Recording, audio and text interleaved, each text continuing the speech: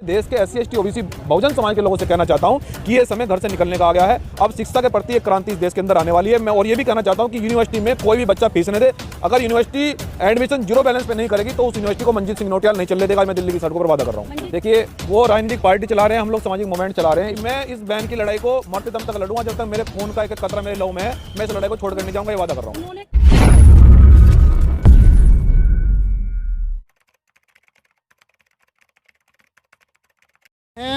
Bhim army संगठन के राष्ट्रीय अध्यक्ष हैं। अभी एक हरियाणा में एक पत्रकार ने भीम आर्मी के एक बड़े नेता से सवाल कर लिया कि दिल्ली यूनिवर्सिटी के सामने, दौलत राम कॉलेज के सामने प्रोफेसर रितु बैठी है और आप अभी तक वहाँ नहीं पहुँचे हो।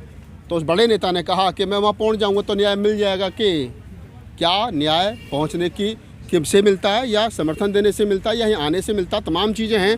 अगर एक आदमी जिसको समाज ने इतना बड़ा बना दिया, जिसको स्टार बना दिया, आप भी उसी संगठन में काम कर रहे हैं, और वो इस प्रकार की भाषा बोले कि मैं वहाँ पहुँच जाऊँगा तो न्याय मिल जाएगा, कि आपको लगता है कि भाषा किसी नेता की, किसी एक्टिविस्ट की, या किसी समाज के दुख दर्द में शामिल होने वाले व्यक्ति की हो सकती है? देखिए, मैं इस देश के अंदर जहाँ भी कोई घटना होती है, चाहे वो राजस्थान हो, मध्य प्रदेश, बिहार, झारखंड, उत्तराखंड, यूपी, कहीं भी हो, मैं जाता हूँ और हम लोगों ने न्याय दिलाया है।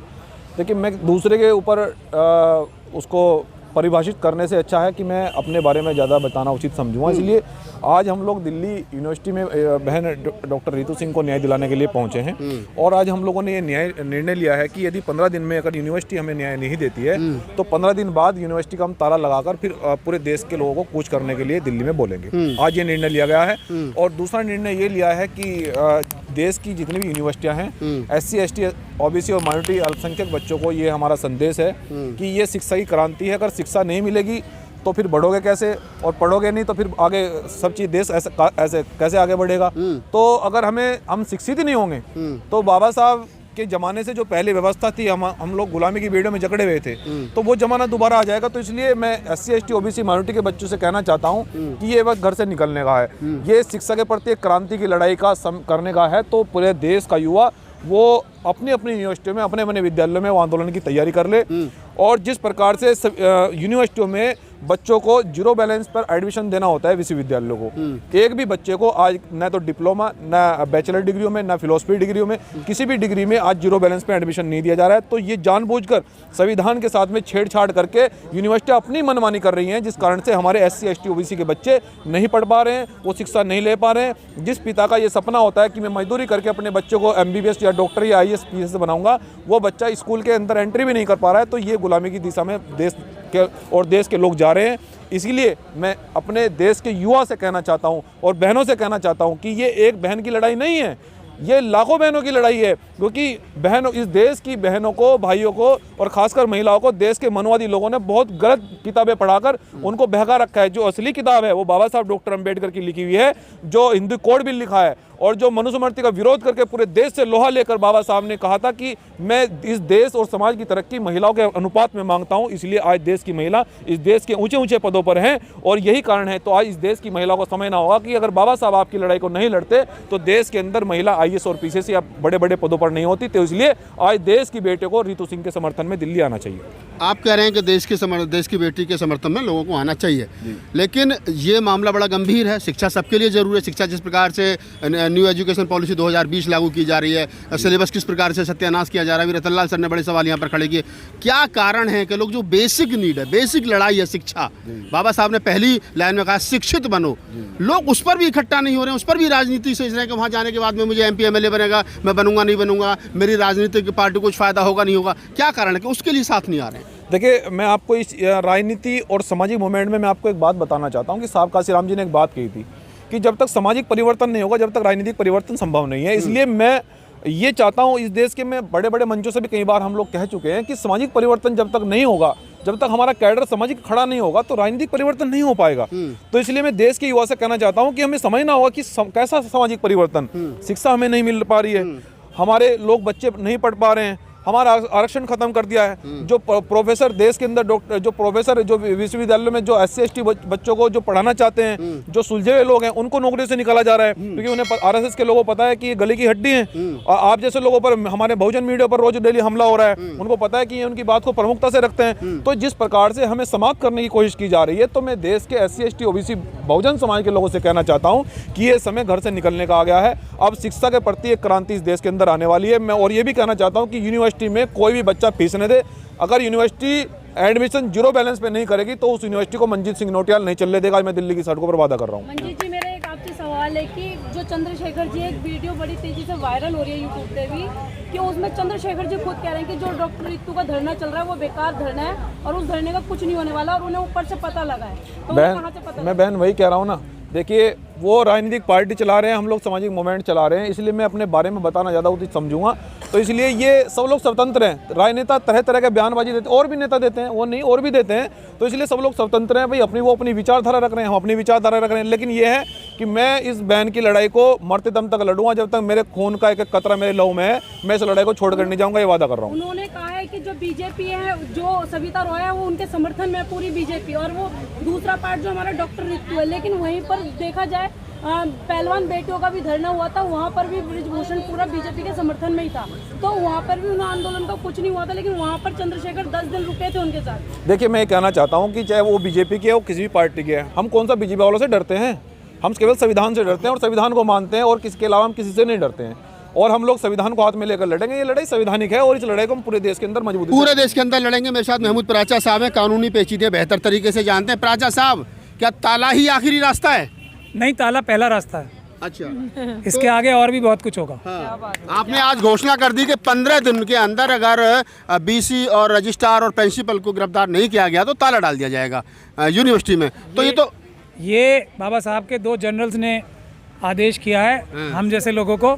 एक जनरल मेरे राइट पे खड़े हैं और एक जनरल मेरे लेफ्ट पे खड़े हैं। अब इन लोगों ने बोल दिया है ताला लगेगा तो लगेगा ही। जिसमें आपको नहीं लगता ये गैर कानूनी है? नहीं, गैर कानूनी है। विश्वविद्यालयों में वैसे भी देखिए ताला तो लगे हुए हैं। जब शिक्षा यहाँ कैसे हो रही है आप सबको पता है। जो क्रिमिनल प्रिंसिपल हैं वो विदेशों में घूम रही हैं, जिसको जेल में होना चाहिए वो विदेशों में। यहीं से जो करप्शन का ऐसे एलिगेशन लग रहे हैं उनके पर, यहाँ से पैसा चुरा के जो अपॉइंटमेंट हुआ है उनका बड़ा रोल था। ये जो जितने अपॉइंटमेंट अभी प्रोफेसर्स के हुए हैं उसमें जो घपलेबाजी हुई है उसमें प्रोफेसर सविता रॉय का बहुत बड़ा रोल था। ये ED को भी पता है, ये CBI को भी पता है, ये दिल्ली पुलिस को भी पता है। तो ऐसे क्रिमिनल को अरेस्ट किए बगैर बाहर भेज दिया, बिना अदालत से परमिशन लिए बाहर भेज दिया। ये तो आप कानूनी पेचीदगी ज़्यादा जानते हैं। अगर किसी पे छोटी सी भी FIR हुई तो पासपोर्ट जब्त कर लिया जाता है। इतने बड़े SC ST एक्ट में FIR दर्ज होने के बाद में विदेश की यात्रा कैसे संभव हो पा रही है बिना कानून की सांठगांठ के? तो ये जो जो नजर ना आने वाले ताले लगे हुए हैं यूनिवर्सिटीज में, ये यूनिवर्सिटी के प्रोफेसर्स के काम है, ये तो क्रिमिनल्स के काम है ना। तो जहाँ पे पढ़ाई की जगह क्राइम सिखाया जा रहा हो, अपराध सिखाया जा रहा हो, अपराधी बनाए जा रहे हो, उसमें ताला तो लगा के हम अच्छा काम करेंगे या बुरा काम करेंगे। इसीलिए जनरल्स ने अनाउंस किया है, हम सब लोग फॉलो करेंगे। ताला तो लगेगा ही। अब प्राचा साहब कह रहे हैं कि ताला तो लगेगा ही, और कह रहे हैं कि 2 जनरलों ने, मंजीत नौटियाल ने और प्रोफेसर रितु ने ऐलान किया है। तो बाबा साहब के 2 सिपाहियों ने ऐलान किया है।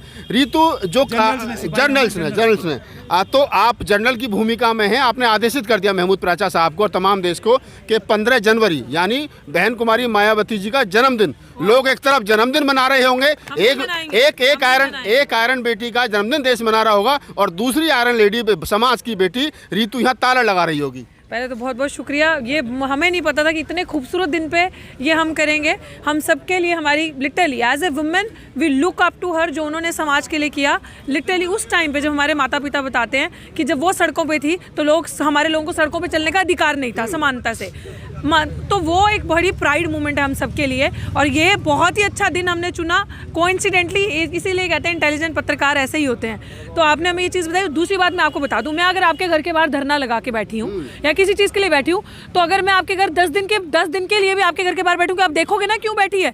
हम यहाँ पे ढोल बजा रहे हैं, नगाड़े बजाए हमने इनको सुनाने के लिए, डफली बजाते हैं, इतना चिल्लाते हैं। अगर घर के बाहर से आप नहीं निकल के आते और हमें नहीं, इसका मतलब घर के अंदर कोई नहीं है ना। तो मेरा मानना ये, यूनिवर्सिटी के अंदर कोई नहीं है। देख लो साथियों, 4 नंबर गेट। इस यूनिवर्सिटी के अंदर ना वाइस चांसलर है, ना रजिस्ट्रार है, ना इस यूनिवर्सिटी के अंदर डीन है।